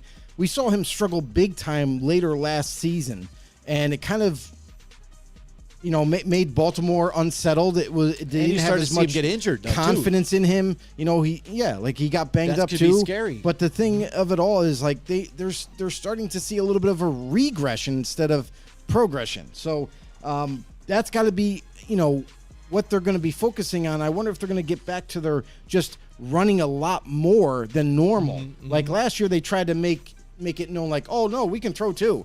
And it didn't quite fit the offensive scheme that they normally run. So I look for them to get back to that and get back to the strength of this team on offense. They got a lot of people healthy back. Defensively, they're more solid than they've ever been. And the Jets, they are still rebuilding. There's going to be no Zach Wilson. It's Flacco. And don't get me wrong, Flacco has shown that he can be that starter for them. But, man, I think he's going to be running for his life. With Baltimore on his heels. And even on the opposite, again, the Jets trying to contain Lamar, and then they can just hand it off to like a J.K. Dobbins and things like that. I mean, it's going to be tough for them to handle there on offense. So, all right, next the Jacksonville Jaguars, Joe, and the Washington Commanders. Who do you got in this one? I know you really like what the Jags have been doing. I do like their defense. I like some of the additions that they made, not their contracts, but I like the additions they made on the offense. You know, I do like Jacksonville's offensive line now that they're back and healthy again. Washington, the one thing that kind of perplexes me about this Commander team is Carson Wentz. You know, what Carson are we going to see week 1? Are we going to see the guy that kind of falls apart like normal? Or are we going to see a guy that's not going to try to escape the pocket when there's nothing there and just deliver the ball? Just get rid of the ball, man. You do not have to be the whole offense. I like the Commanders where they're headed in terms of adding more talent. But, man, this is a tough one for me. I can't go with Carson. I just really can't do it. So I'm going to go with Trevor Lawrence, week 1. Jacksonville Jaguars get their first win with the new coach, Doug Peterson. Yeah, and I think you said it right there. Is what gets me right there is Doug Peterson. He knows Carson Wentz. He knows that they don't get along. They know each other, and I think he's going to have a game plan. This is what we're going to do. You look at this defense, Joe. You got Josh Allen, who was there even before. And then they added Devin Lloyd and Trayvon Walker this year, too, as well. You know, I mean, it's just the defense that they had here. And now that offense being able to get Etienne back here, too, as well. And Trevor Lawrence, together, getting a second year. I just think they've got the momentum. They've got the right coach, especially to play this Washington Commanders team. I've got question marks about the Commanders because, again, their defense looked really good a year or so ago. And then last year it was kind of shaky, then kind of found themselves a little bit. But there's the fact that they're still searching for a quarterback. That doesn't help out, even though you've got some of these weapons here. I'm going to go with the Jacksonville Jaguars, too. Is it an upset? There's got to be. No, I don't think it's an upset. Okay. But I will say this. There's got to be a disclaimer. If Taylor Heineke comes in, then you might go watch Commanders. Out, then you might, you're like, the tides are going to break here. It's going to change. Here we go. He's going to put his headband on. Here we go. I'm going in. Next up, we got the Cleveland Browns at Carolina Panthers. This is a revenge game we've been waiting to see. Baker Mayfield against his old team. He's looking to shred them up. Like, he really wants to put a hurt on this on his former team with the Browns. So, no Deshaun Watson. He's been suspended for 11 games, as we all well know. But they still got talent. They still got a lot of talent on this team. And, you know, they are traveling to Carolina, though. That's kind of like, to me, that this is going to be a close game, I feel like. I feel like this game is going to be decided, you know, it's going to be like a 10-point game, maybe even a field goal at the very end. Who has the ball last? And it could be Baker's time. You know what I mean? This could be the one game to put the nail in the coffin right at the end. What a story it would be for him for week 1 to give it back to the Browns. I honestly love the Panthers team defensively. Like, they got a lot of youth, and they've gotten really good quickly. They've gelled well together. I like Christian McCaffrey's back. I think I'm going to go Carolina in this one, actually. All right, Joe. Revenge nice. game. Yeah, and I'm thinking the same thing you're thinking, too, because, again, you look at the weapons that Cleveland has, too, but is Jacoby Brissett the guy that's going to be able to get it to him? Right. I mean, we've heard about Amari Cooper and what he was able to do even there for Dak Prescott in the Cowboys. Yeah. Now he's here, moved on to this team they've moved on from Jarvis Landry and Odell and all those guys and stuff. So this is what you got. And so basically you want to get your running game going and have your defense kind of stop the Panthers here. Well, on the other side, they've got Christian McCaffrey, too, who's like a 7-tool guy. So and Baker Mayfield, who has that red in his eyes, ready to get some stuff done here, too, as well. And even behind Christian McCaffrey, you still have Chuba Hubbard, too, who was really successful filling in for him when he wasn't there. So I think that's going to be like a two-headed monster they could play around with, too. And I agree with you, even on the defense, the youth and everything. I just think them being at home, too, and the fact that Cleveland doesn't have Deshaun Watson right there, I'm going with Carolina as well. It's the debut, I believe, for J.C. Horn, the former first-round draft pick from last year. Never got to see the field. So, man, I love their secondary. I love the D-line that they have. They're going to be tenacious with Brian Burns flying off the edge. I'm actually excited to see that game. Right. All right, let's move on to the next one. We got the Indianapolis Colts and the Houston Texans. Texans, again, in rebuild mode. You know, I know what you're saying here. I really like Davis Mills, too. I mean, he's one of those sneaky guys, too, that nobody ever heard of, didn't really expect to do a whole lot, and he's came out with some good games last yeah. year. And looked really good, despite that losing record that they had and stuff. Right. The fact that they even entrusted him in being the guy for them. You know what I mean? There was quarterbacks they could have taken this year, and they were drafted high. Yep. And they did it. You know what I mean? So, but then going against an Indianapolis Colts here team who has been searching for that quarterback as well, but it looks like they've really found that guy that fits. Matt Ryan here found a spot for him too to make that last push, I guess, here to go get another ring if he can get a ring that he squandered, and for Atlanta. He can maybe do it here with the Colts. I like the Colts in this one. Yeah, I mean, the Colts, listen, they basically just kind of retooled their roster a little bit, added some more youth, some more weapons. Michael Pittman Jr. looked like he's starting to come into his own. Nice too. He's got some nice chemistry with Matt Ryan, but also the bigger thing of adding Matt Ryan is the communication with his receivers, with his running backs, with his O-line. I remember seeing a few practices of him, and he was doing a lot of communicating, a lot of talking to the receiver. Listen, if you're going to do a fade, I'm going to drop it right here for you. So you always know that that's where I'm throwing the ball. A lot of teaching going on, which is great for the Colts. They haven't had that type of a quarterback in quite some time. You know what I mean? So that, to me, right there, by seeing that, you can just sense that there's going to be a little bit difference in this offense. It's going to start to definitely take a trend upwards with this team. And then defensively, the only problem I have is not personnel, it's the D coordinator. I had him with the Raiders last year, but honestly, I can't buy into him. He plays too soft a zone. He plays a very soft type of defense, bend but don't break. Gus Bradley, I don't know. I think this is going to kind of hold back how good this defense actually could become. So because of that, that kind of gives me a question mark. Houston, listen, I said it before earlier in the show. I love their offense. I like what they got going there. Defensively, they still got to further develop that side of the ball. But I like the Colts in week 1 to kind of get this win to start it off right. Next, we got the Philadelphia Eagles and the Detroit Lions. I mean, this could be a close one again, Joe. The way that they've been portrayed here on Hard Knocks, a lot of people getting behind them too. I think a lot of people getting to see that side of the Lions and Dan Campbell. Yep. The emotional leader Get that you he fired is. up. I think it gets everybody juiced up. They're Got ready me to fired go. up. So you go out there, you're ready to run through a brick wall. But That's again, right. now you've got the Philadelphia Eagles. You saw what they did in the offseason, retooled everybody, got some weapons here for Jalen Hurts.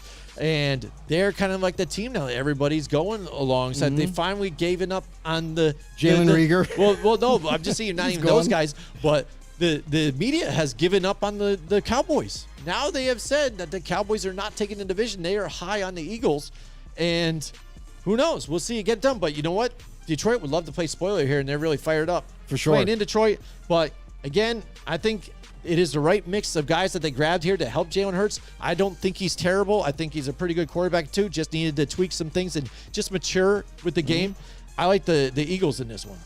Yeah, I mean, there's not. Of course you're going to like the Eagles because look at what, like you mentioned before, look at what they did this offseason. I mean, they had a complete whole opposite. Forgot the corner there, but they managed to seal that up. And they add the guy for James Bradbury. They added to that roster, which completes that secondary. Then you look at what they did with defensive line wise. They end up bringing Fletcher Cox back. As much rumors that were swirling around that they wanted to trade him and move on from him, they keep him there. So they add some more potential talent on that D line. Offensively, they gave up on Reagor. Guess what? They got a way better player. A trade for A.J. Brown to team him up with Devonta Smith. What's not to like there? I'm still not crazy about Miles Sanders. I don't know if they're going to use him. They haven't used him very well in the past. Nick Sirianni, I'm just not buying into him as a coach. I'm still not buying into him as a play caller. That's where the only thing that kind of hinders me with the Eagles. But going into Detroit, this is going to be a closer game than I think people think this is going to happen. Is Detroit's going to give them everything they could possibly handle, and the Eagles are just barely going to get a win out of this. Yeah, because even too, they've got some young guys there as well, and the quarterback on the opposite side, no matter how Jared people Goff. dog him and stuff like that, he has Super Bowl experience too. I mean, he's been there, so he knows what to do. So I mean, it's going to be tough. This is going to be a tough game. You look at that receiving core too. Yeah. DJ Chark, Amon St. Jesus. Call me a St. Brown. No. Yeah, I know. Amon St. Ra. Amon St. Ra, yeah. I mean, you got even the tight end TJ Hawkinson. Like, there's ways to get around this defense. I feel like with those type of talented players and DeAndre Swift in the backfield, like they could keep it very close for the whole time, very easily.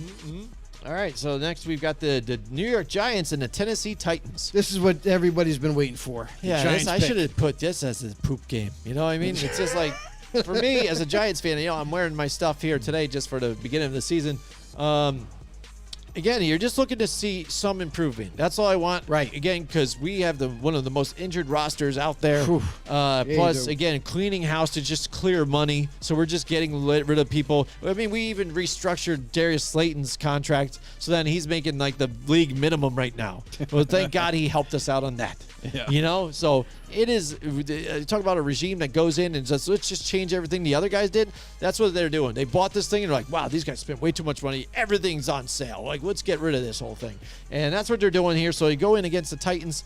Biggest thing they got to try and do is stop Derrick Henry. Yeah, good luck with that. And so I like the Tennessee Titans on this one. I'm not going to get too much into it because there isn't a whole lot to see on this one. I just want to see some improvement along the lines this season for the Giants. Yeah, this is like one of those like week one college games where you have the prominent school, going up against a powder puff team where you're going to steamroll them. It's going to be like when Derrick Henry played against, when he was in high school and played against those other teams, right? It's like Tennessee Titans are Georgia, and they're going to play East Tennessee State, the Giants. So this is going to be one of those confident booster games for Tennessee Titans. There's not a whole lot to expect from the Giants. I mean, we all know that they're rebuilding. We all know they have a new coaching staff. There's a lot of different movement in that organization. Listen, they cut one of our favorite linebackers in Blake Martinez, who was just a tackling machine for New York. I think they made too many changes defensively, especially with a new defense that you're trying to teach, that I don't think it's going to go well week one. Maybe they'll get it, a little bit better as the season goes on, but I think they're going to struggle a little bit with Daniel Jones too. Like, listen, Giants fans, NFL fans, we've all seen Daniel Jones play. The coaches, I don't know what they're thinking, but we know it's not him. We know he's not the answer. So why not give, Tyrod Taylor a shot at this starting gig? So, in the end, it's going to be Tennessee all day with lots of Derrick Henry and a little bit of Ryan Tannehill, and that's going to be the game. That's it, yeah. But now the one thing to watch for me is, again, how well is this Tennessee defense going to be able to get to Daniel Jones? Again, they're going to get there. Well, I bet they are, but I want to be able to see how well this offensive line can maybe hold up to him a little bit. I want to see some remnants of a pocket of some sort that I haven't been able to see the last couple of years. So we'll see. You're still rebuilding, though, bud. Oh, yeah, I hear it. That's next, we got the Green Bay Packers and the Minnesota Vikings. We heard Skol out there before, a Vikings fan, and like I said, some people are saying this is another, not a breakout season, big season for Kirk Cousins to make that step towards MVP talk.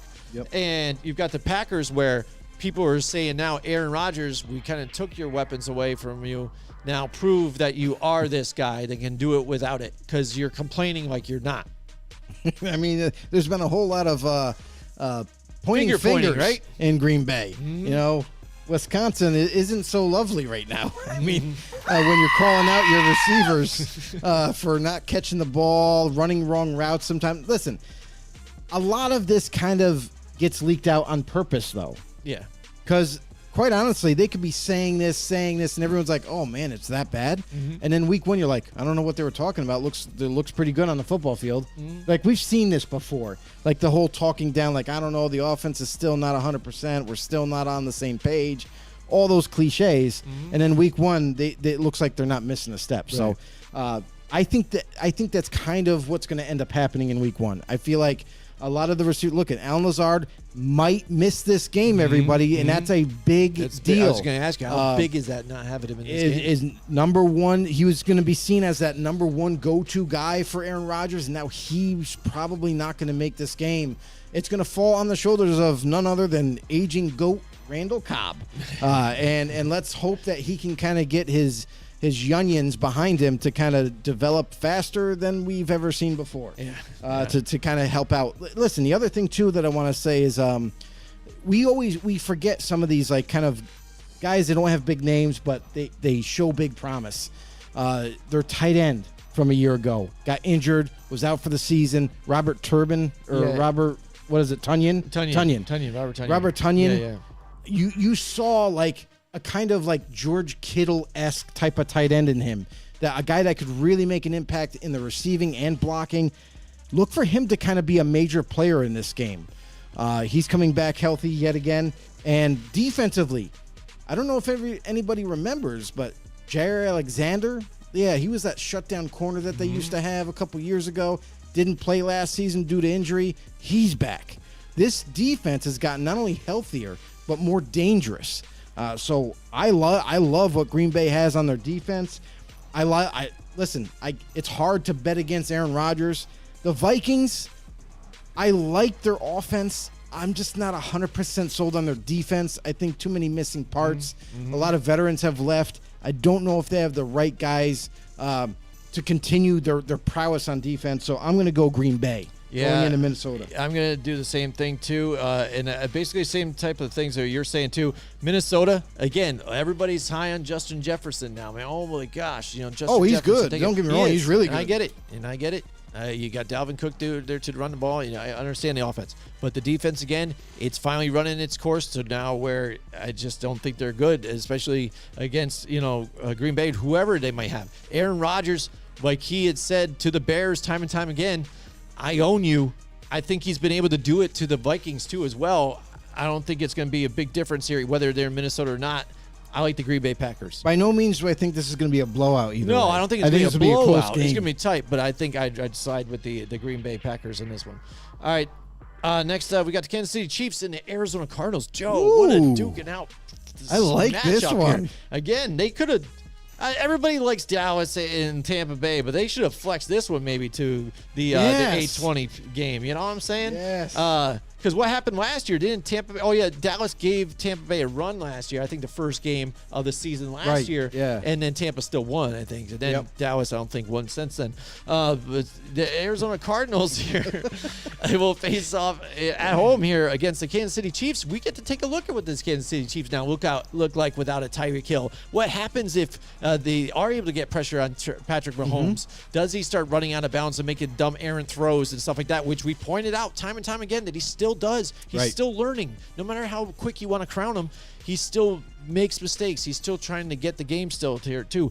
But the problem is he believes in his ability more than I think he can see the things happening around him sometimes. But it's going to be a tough game. These are two of these teams that who knows? Maybe down the road we'll see these guys in the Super Bowl together at one point. But Kyler Murray facing up against the Chiefs.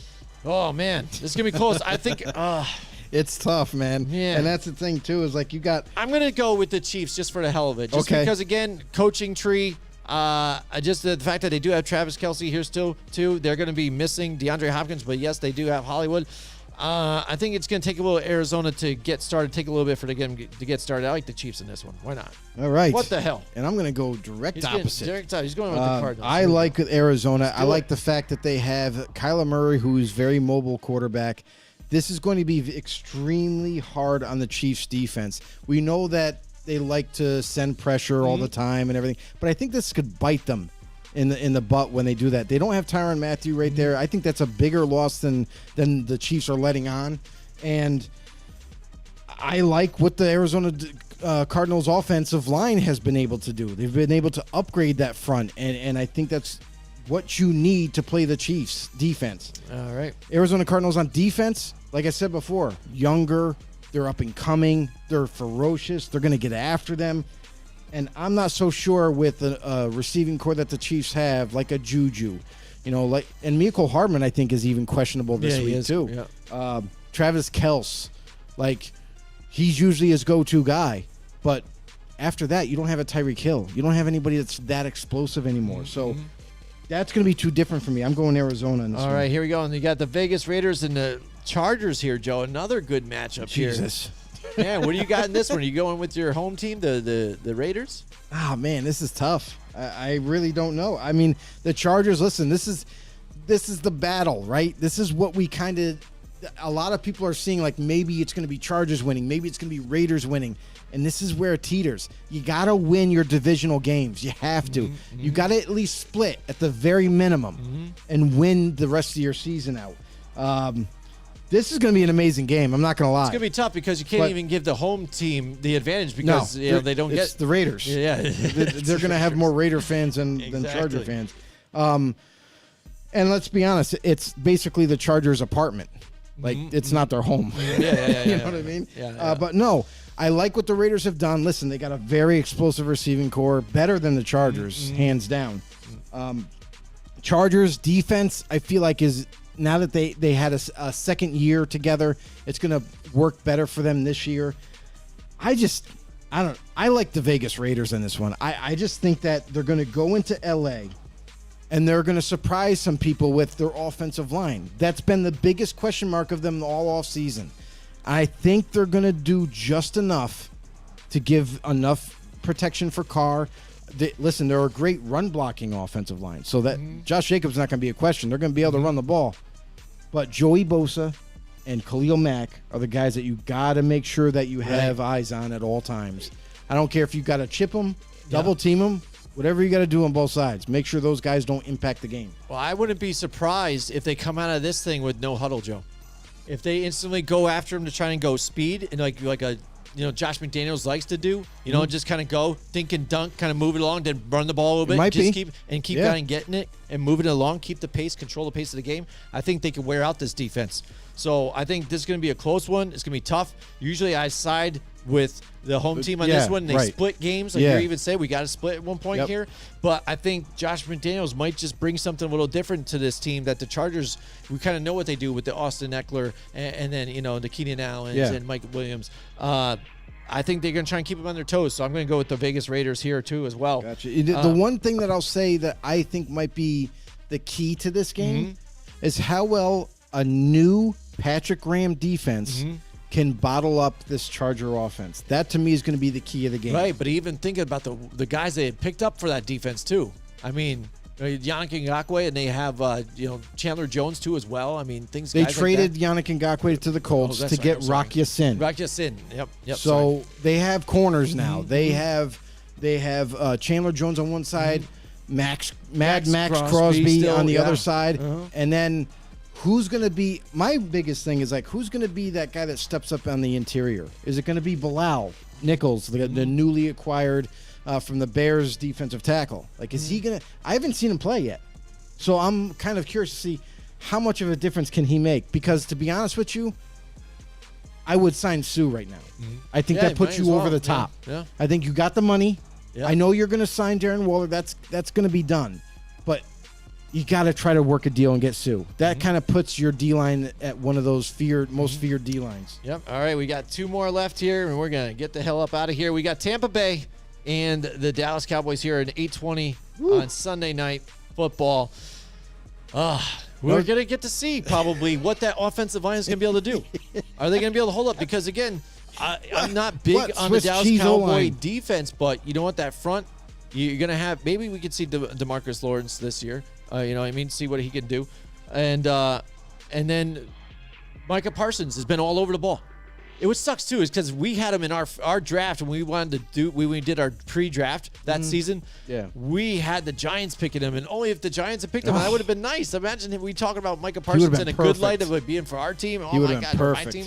Oh, that would have been great. But he's looked really special for them. What they've been able to do in that front of the defense has been good for them. And then not Stephon Diggs did. Was it Quadre Diggs? What's his? No, it's freaking whatever. It's not Quadre? I think it is Quadre Diggs, right? The safety. Yeah, the safety. Yeah. He's been opportunistic. I don't think he's going to be able to do that against Tom Brady here. So this is going to be a close one here. But I think I'm like the weapons overall with Tampa Bay. Even their defense is still solid since they went to the Super Bowl last time. They're going to make another push. Even though they're in Dallas, I like the Tampa Bay Buccaneers still in this one. But I'm interested to see how that center is going to hold up. You know, Tampa is going through a little bit of a change in terms of personnel. They're starting to bring their youth up. Pierre-Paul's no longer there. They had the rookie that they drafted a year ago who's going to take over that DN position. I'm really curious to see him. I like what I see from him. Shiroka, I think his last name is. He looks like he's going to be that next big-time stud for that defensive end spot.